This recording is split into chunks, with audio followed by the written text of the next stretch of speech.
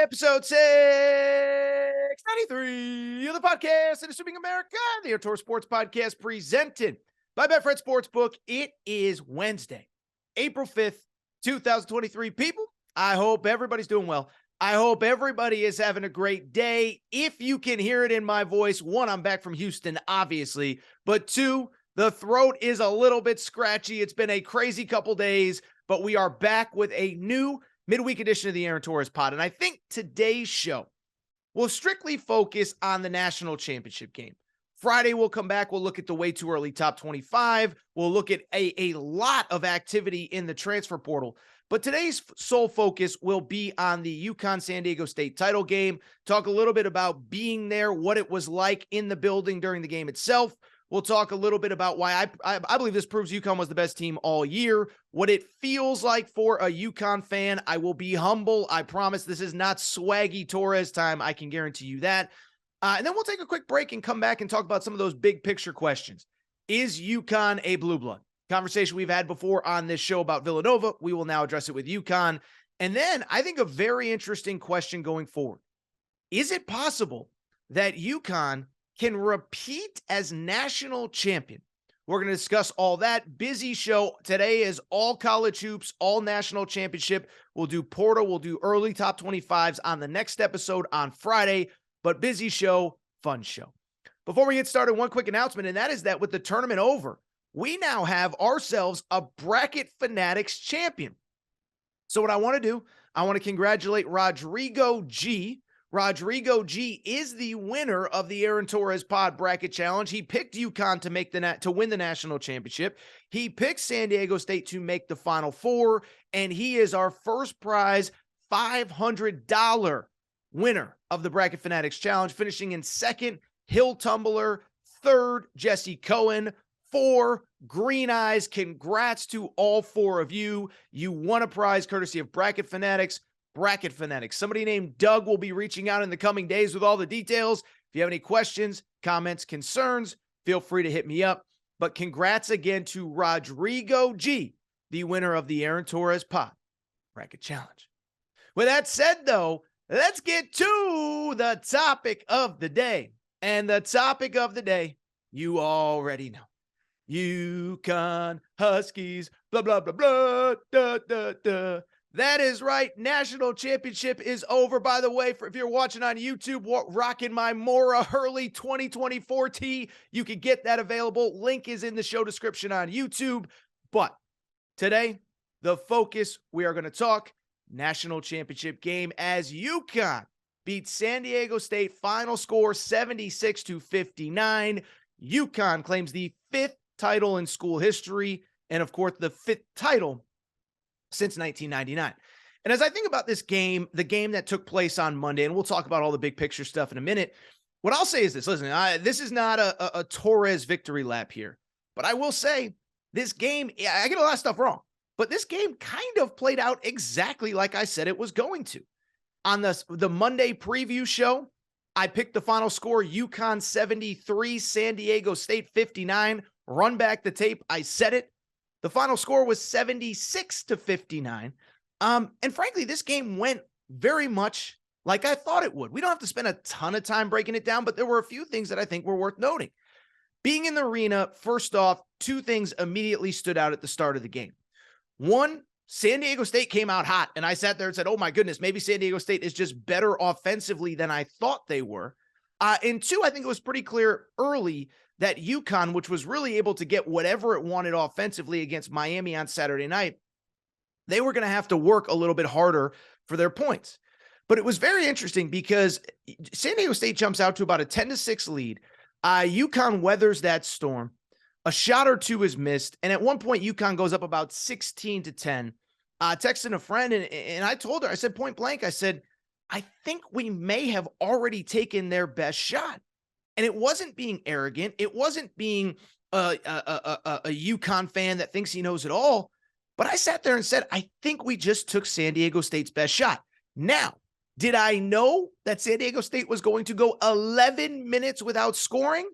I did not know that part. But what did I say on Monday's show? I said the reason I was worried about San Diego State in this game, and by the way, I wanted a competitive, fun national championship game just like everybody. But at the same time, when I looked at this game and I broke it down, like one thing stood out to me. The San Diego State blueprint to get to that national championship game, I didn't think it was going to work against UConn.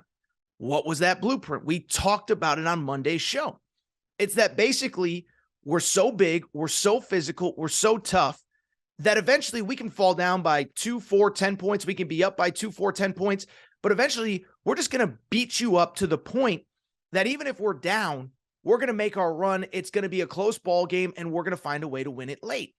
And so if you remember on Monday, I did the big rant of, if you describe San Diego State with specific words, you can describe UConn with those same words, right? Remember that? What would I say? I said San Diego State. How would you describe them? Probably call them tough, right? Well, isn't UConn tough? They're big, right? San Diego State's a big team. Well, so is UConn. San Diego State physical. They're deep. Defensive prowess is through the roof. Those are all ways that you would describe UConn as well. And so I really thought that even though San Diego State had been able to do this against everybody else this tournament, I didn't think they were going to be able to do it against UConn. They had success doing it against Charleston. They had success even against Alabama and Creighton prior to the Final Four. And then you even go back to that Saturday semifinal, against Florida Atlantic. They fell down 14 points with 14 minutes to go, but they were able to get enough stops to make a run. And I just didn't know if they would be able to do that against a UConn team that is just as big, just as physical. Could they slow them down? Could they have that stretch where they hold UConn to 2 of 11 shooting over a 6 or 7 minute stretch? It never happened. Now, to San Diego State's credit, they made it a run. To San Diego State's credit, I was in the building and I was nervous. It was funny. I had UConn fans texting me like, are you really that nervous when San Diego State cut it to about 5 or 6 with about 5 or 6 minutes to play? I was, because I knew San Diego State wasn't going to give up, but then Jordan Hawkins immediately hits a 3 and UConn pulls away for that 76-59 win. And so with that said, let's get into some of the thoughts on the game itself and some of the big picture stuff, right? We've done the small picture. This is what happened. Now let's get to the fun behind this game. One, before I get to the UConn perspective, quickly, I want to give a ton of credit to San Diego State, okay? This has been, in my opinion, a great program for a long time.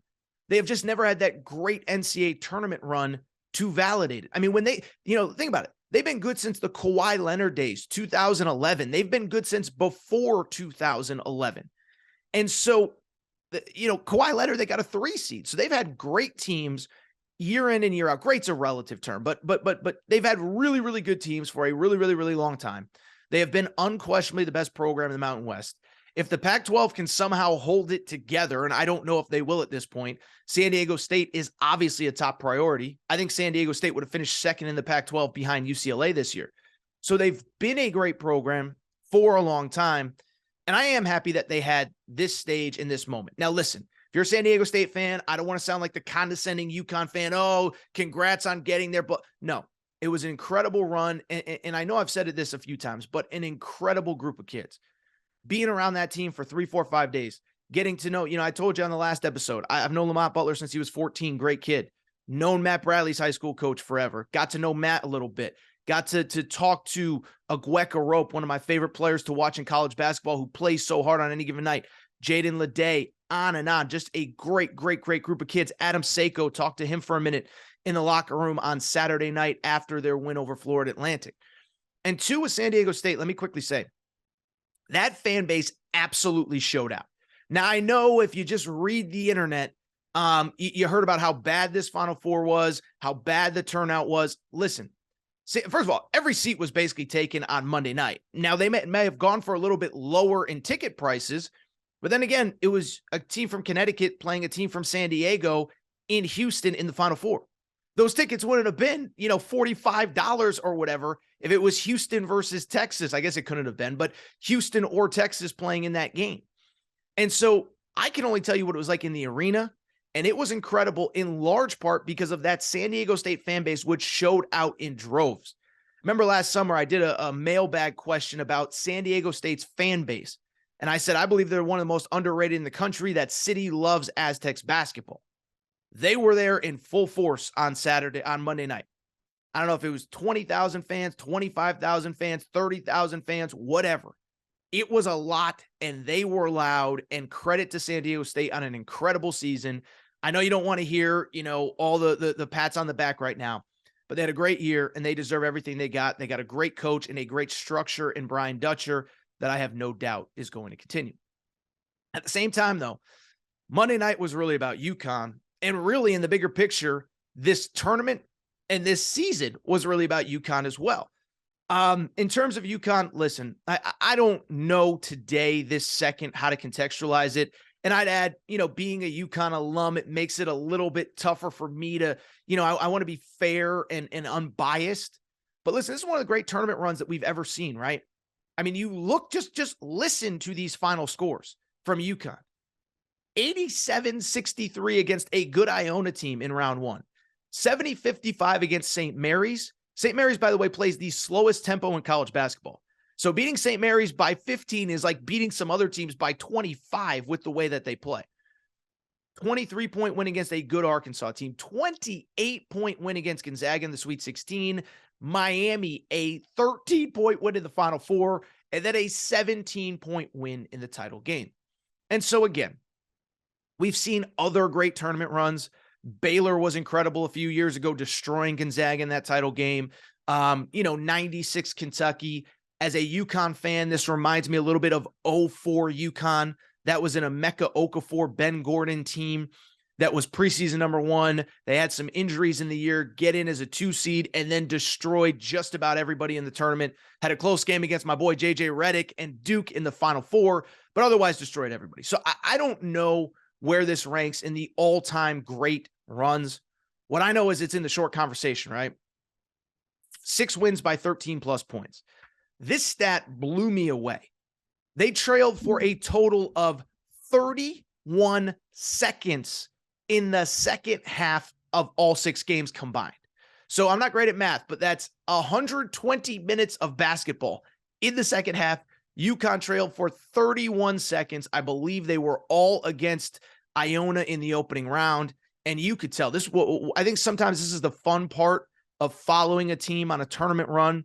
And hopefully all you guys and girls have had that chance to see a championship team in your life is that, you started to see them build momentum. You started to see them get more confidence. And I don't mean to be arrogant. Going back to Monday's show, I didn't see the path where they did not win the championship. So they win it. They finish the season. Let me say this, two more quick thoughts before we take a quick break. One, I think this proves undeniably UConn was the best team all year, right? And this was the big conversation coming into the Final Four. Oh, the Final Four is going to be terrible. Well, it was awesome.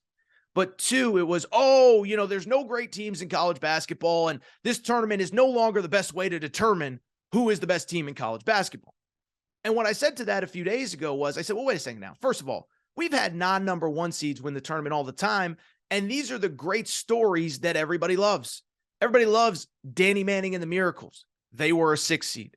Everybody loves NC State, Jim Valvano running around. They were a 6 seed. Everybody loved Villanova pulling off the upset. They came out of the 8-9 game to make a national championship game and beat Georgetown.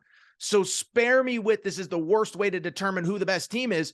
But 2, just because UConn didn't have a 1 by their name, I think it was pretty clear by the end of the tournament they were the best team all year.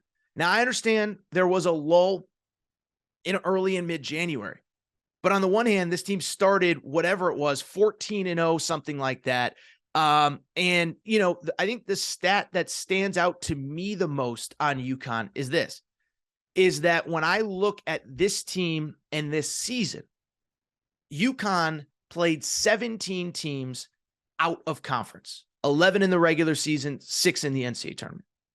UConn went 17-0 with 17 double-digit wins.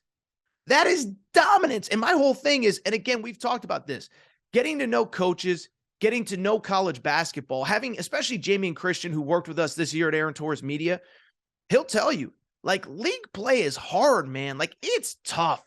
It's not easy when you're playing teams that know you like the back of your hand, that have 4 or 5 years of scouting reports on you to kind of figure things out. And so spare me with they had 3 bad weeks in January. Guess what? Everybody did.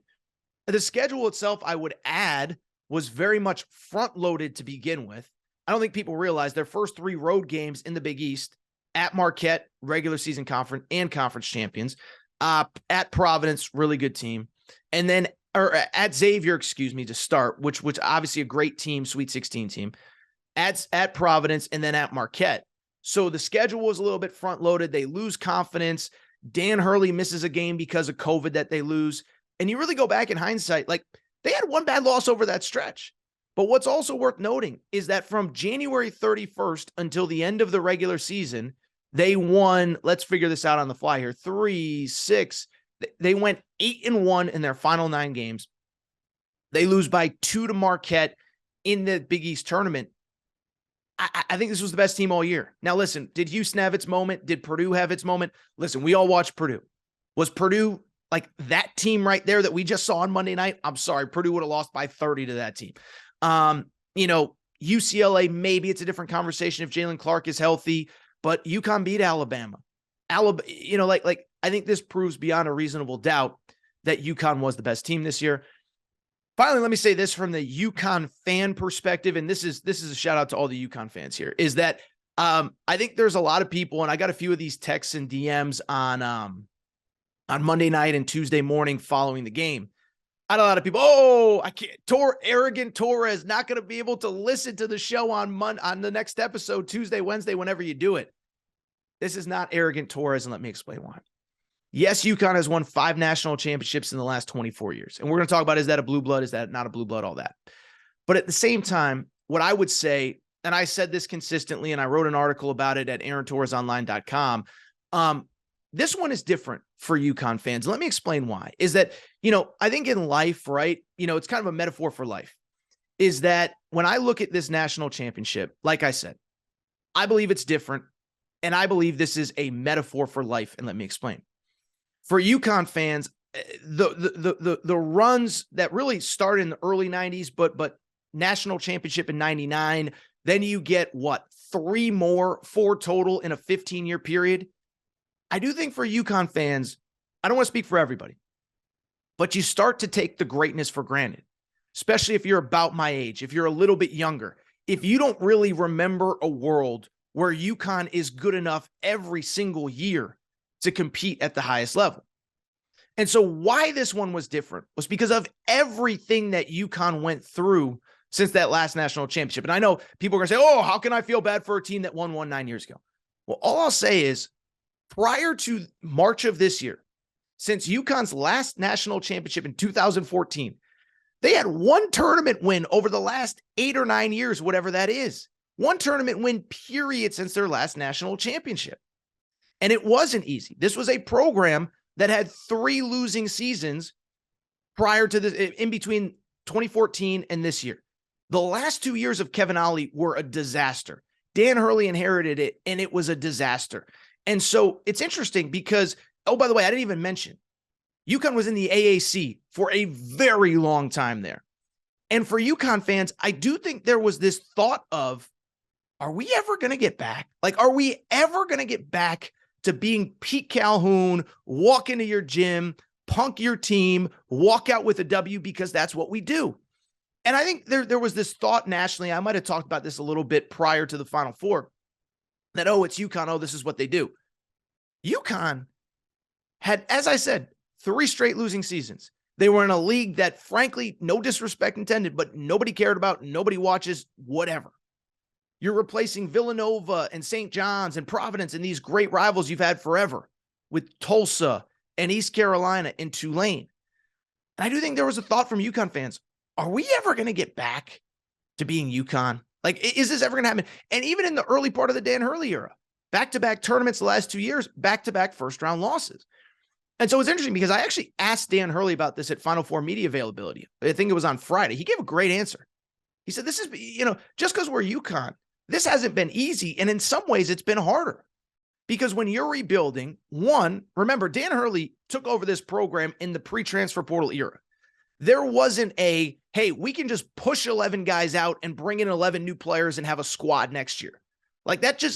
that wasn't how you could do things in 2018 when he took over. And so he talked about, I had to rebuild the confidence of this program, the confidence of this fan base. And you have to do it at UConn while you're still getting everybody's best shot.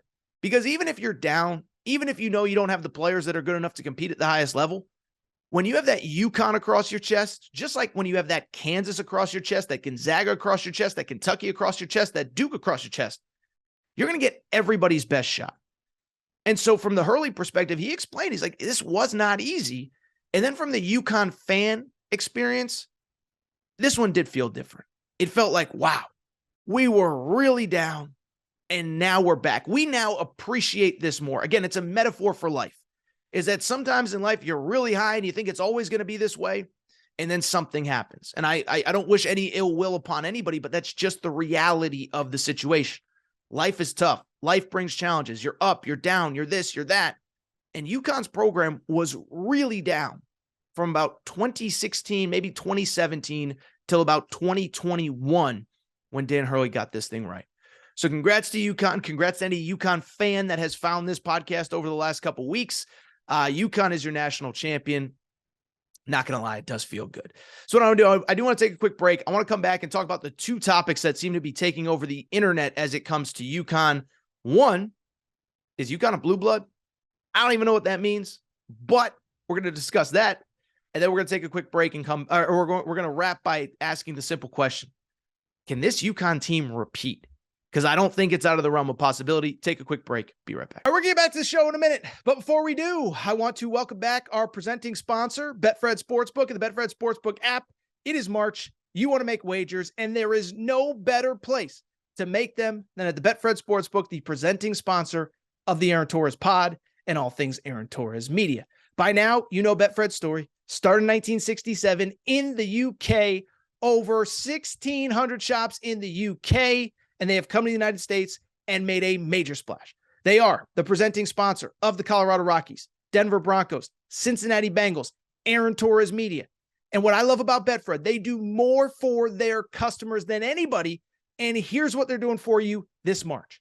You can bet $50 on any game this March, any game, and they will give you up to $1,111 in free bets. Here's how it works. Download the BetFred Sportsbook app, go to betfredsports.com, make your first $50 wager. You automatically get $111 in free bets. But then, how about this? For the first 5 weeks that you are a BetFred customer, you will be insured for up to $200 for the first 5 weeks. So you make a few bets, and we're all going to win all our bets this March. But if it doesn't work out, they'll give you up to $200 back for the first 5 weeks that you're a BetFred customer. So download the BetFred Sportsbook app, bet $50 on any game, $111 in free bets, plus up to $200 in free bets in insurance the first 5 weeks. That is all you got to do. BetFred Sportsbook, BetFred Sportsbook app. Tell them Torres sent you. Enjoy March, everybody. All right, everybody. I'm back. Good to be back. I do want to switch gears, and I just kind of want to wrap on two other big picture conversations that appear to have come out of Monday night. The first is UConn a blue blood? 5 national championships now in the last 24 years. And then also, can UConn actually become the first team since, what would it be, Florida in 06, 07 to repeat as national champions? Let's start with the blue blood conversation.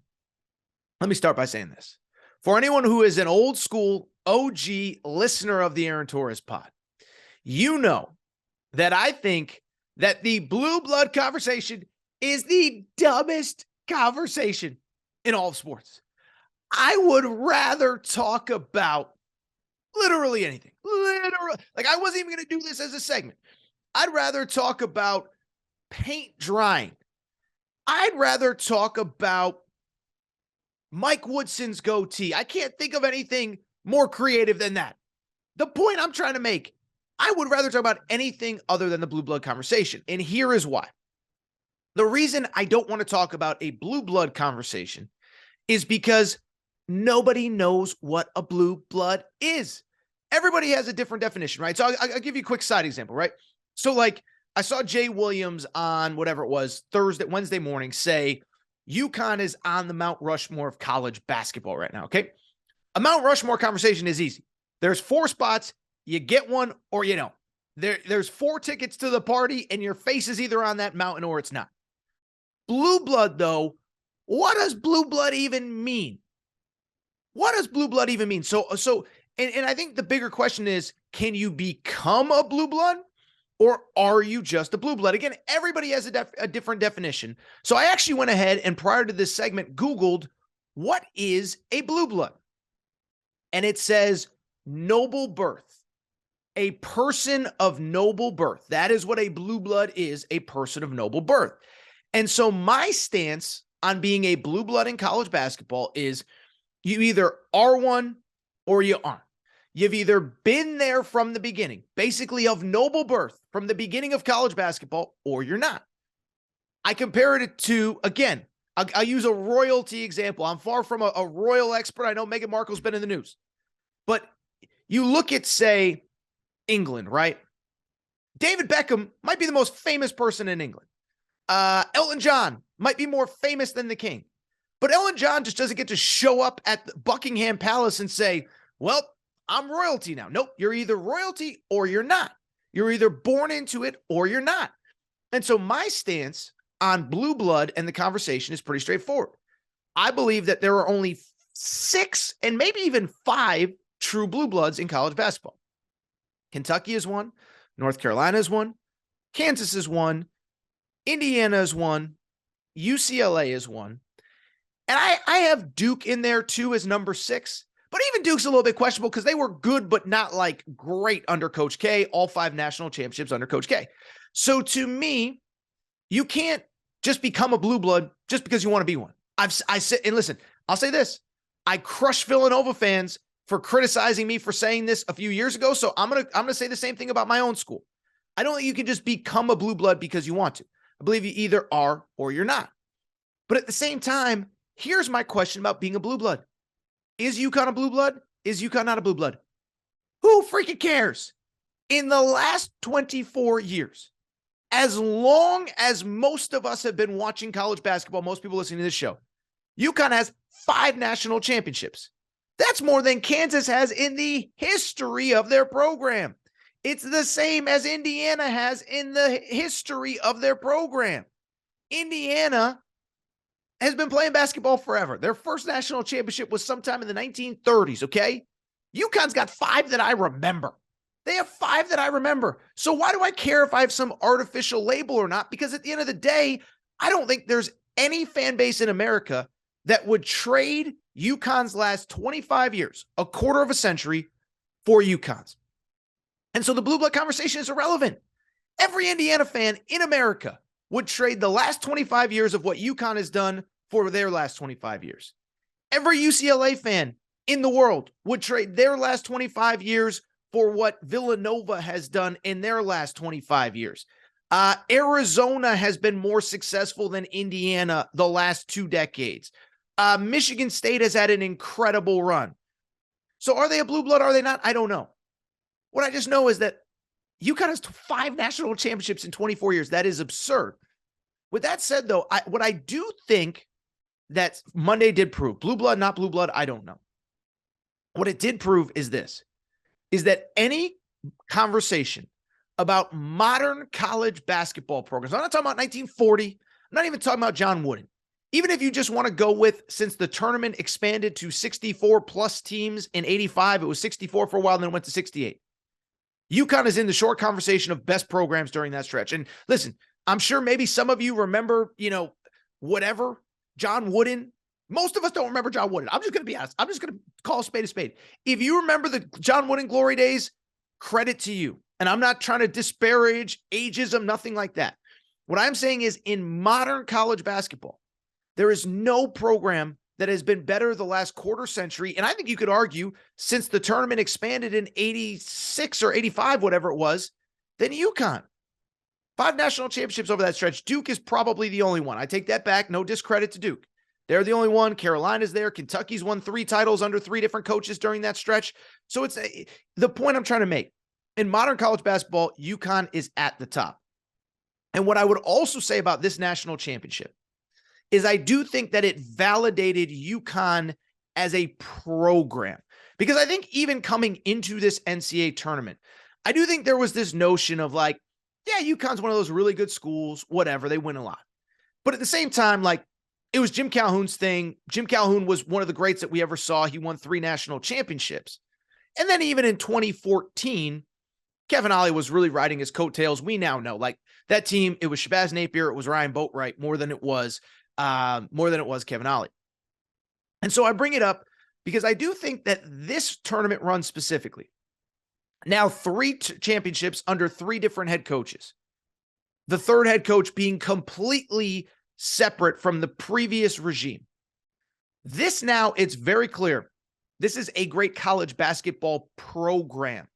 This is not tied to one person, to one era like UCLA. Sorry, UCLA fans, are you blue blood or are you not? Doesn't matter. One person, one era, one coach, one great run, one player who stayed 4 years, whatever. This is now a thing. UConn is an elite program across the board because, again, 3 coaches, 3 titles, 3 different years. And I'll say this, yeah, like, I do think the comparisons to LSU football are completely fair. I have no problem with that. I think sometimes media narratives either blown up or made up or wrong. Yeah, UConn 3 titles in 24 years, 5 titles, but under 3 different head coaches. LSU has 3 titles since 2006 under 3 different head coaches. Good for LSU football, good for UConn. Last thought on this, then we'll get to the top 25.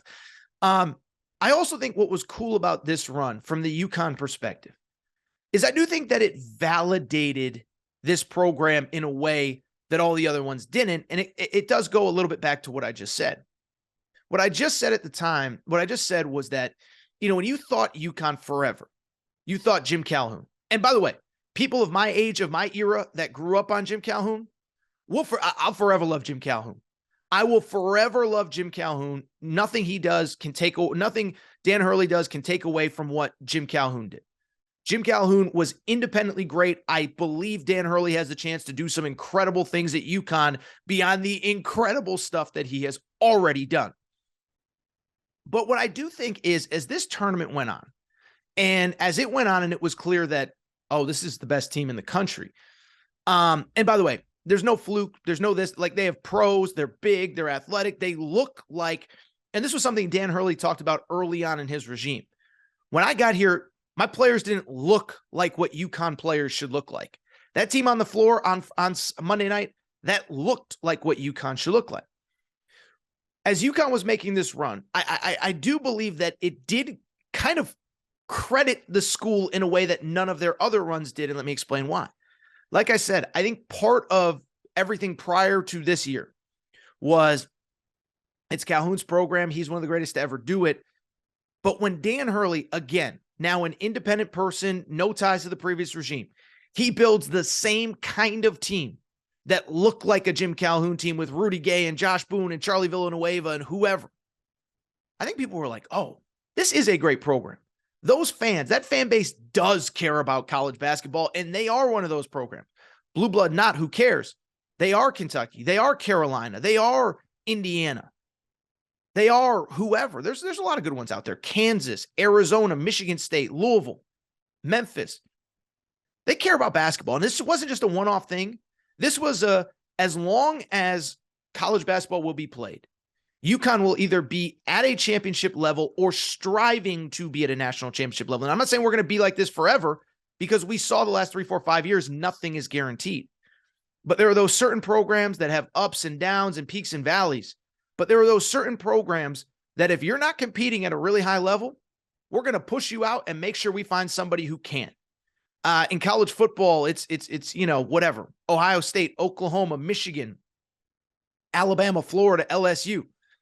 And in college basketball, that group is probably smaller, but UConn is in that group. So I do think this championship validated UConn in a way that that they've maybe never been validated before. What I would finally add, and I do think this is a very interesting question. A lot of people have asked, can UConn actually go back to back? And normally, like, I think the questions, one, probably generally the answer is no. But I think with UConn, I think it is actually reasonable to ask those questions. Now, I'm not going to be that arrogant UConn guy. Oh, we're number one. We're going back to back. this is the next, great run in the history of college basketball. No. That's not what I'm saying at all. That's not what I am saying at all at this moment, at this time. I am not saying that anything is guaranteed beyond this season, beyond this moment in time. But why I do bring it up is because I do think there are a few interesting things that have happened since the season ended. One, we have 2024 national title odds in the BetFred Sportsbook.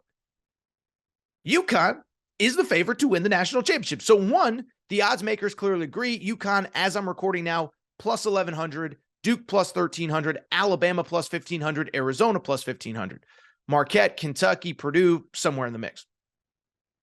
So one, the odds makers like UConn. But two, you look at this roster, and there's actually a reasonable chance that most of it returns intact. Now, I'll be blunt. I'm not trying to be Homer UConn guy. I'm just going to state facts.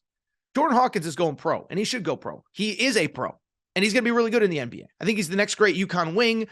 Jeremy Lamb was at the game on whatever night it was, Monday night. I saw him at the post-game celebration, whatever.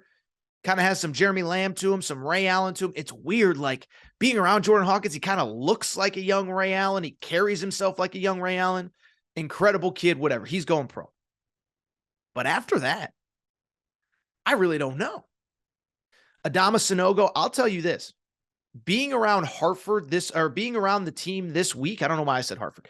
Being around the team and the program this week, you're starting to hear whispers that Adama Sanogo might have some real money to be made in college, and there's a possibility that he could come back.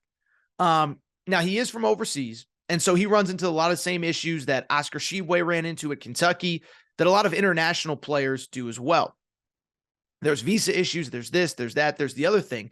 So there's certain things that he cannot do. There are certain, places he cannot do stuff.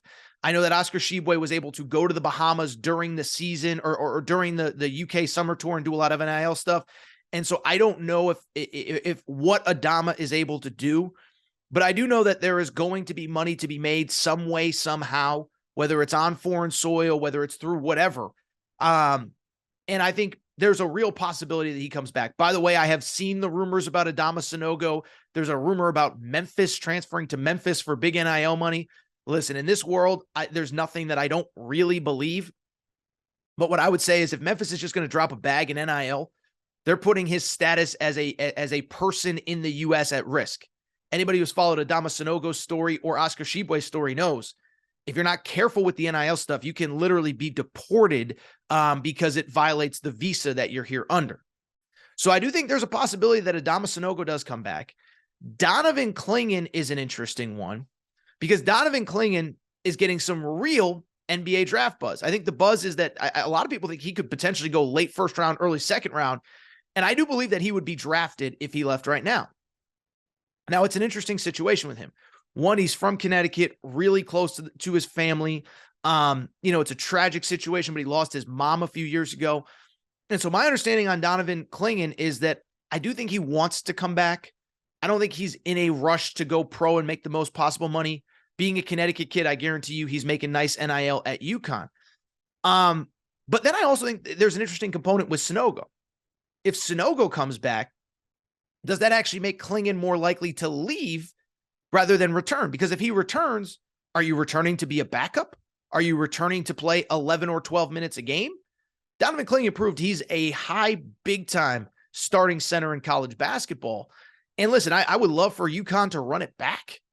But, if Adama Sanogo comes back, I don't know that Donovan Clingan wants to come back as a backup. Now, maybe you figure out a way to play both together. I don't know. But what I will say is I think one of the two and maybe possibly both are going to come back. I don't think both are gone next season. Let me put it that way. So you have those guys. Andre Jackson, who is the heartbeat of this team. He has said publicly he plans on coming back. Now, he's a guy, again, fringe NBA draft prospect, not a great shooter, not a great scorer, but he is a great athlete. I believe he would be drafted. I know one NBA team off the top of my head that loves Andre Jackson that would use a second-round pick on him.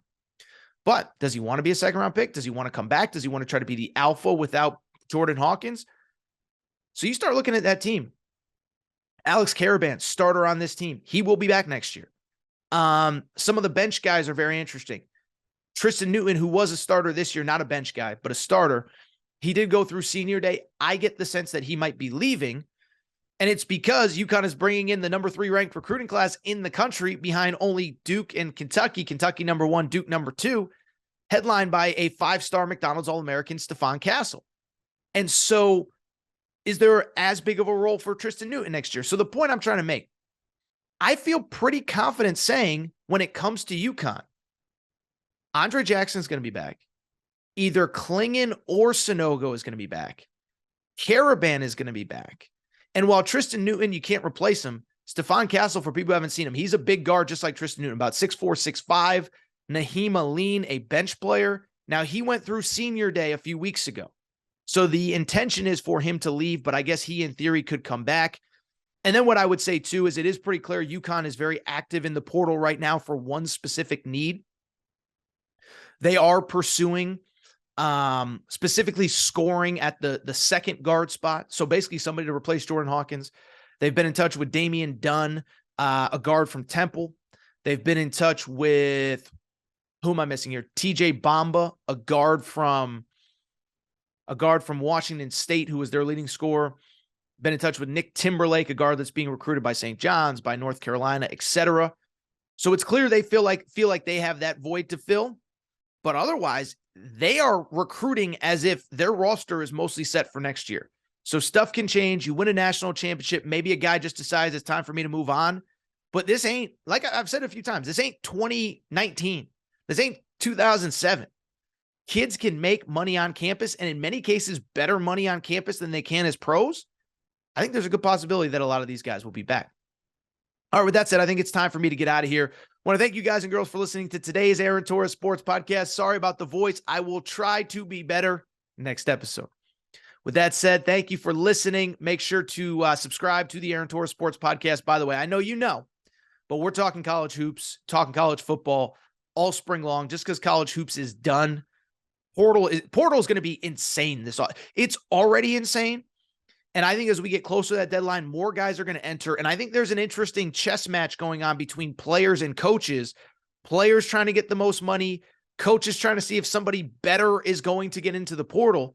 And so until the portal closes in a week or so, I think this thing's going to stay crazy for another 3, 4, 5 weeks into the summer. So make sure you subscribe to the Aaron Torres Sports Podcast. If you're not, make sure to do so. Apple, Spotify, Amazon Music, Google Music, wherever you listen to podcasts, make sure to subscribe. Make sure to rate and review the show. Give us a quick 5 stars. If you could go to the Apple page, give us a quick 5 stars. That'd be very helpful. Make sure you're subscribed on YouTube. Channel's blowing up 22K or so right now. We're going to have a lot of portal stuff. Sometimes we'll be doing quick portal segments there that don't make the Aaron Torres pod, so make sure you're subscribed. And that's really it. Finally, thank you guys and girls for your support. I mean, there's nothing else for me to really say. Being in Houston this week, I am so grateful to do what I do as a living. This is all I got. But I can't do it without all you guys and girls and without all your incredible support. So thank you for everything that you allow me to do. Numbers for this show remain insane, and I remain incredibly grateful. That said, it's time for me to get out of here. Time for me to drink some hot tea, get this voice back going in the right direction. So thank you for the time. Thank you for the show. Shout out to Torn Craig. Shout out to Rachel, who hates my voice. Shout out to JJ Reddick on UF Head. Unblock me. Let's celebrate together this UConn championship. Shout out to the UConn Huskies, your 2023 national champions. Friday, we'll come back preseason top 25, too early top 25. We will talk portal stuff for sure. And then finally, maybe a little season ending Aaron right, Aaron wrong. Everybody have a good day. We'll talk soon.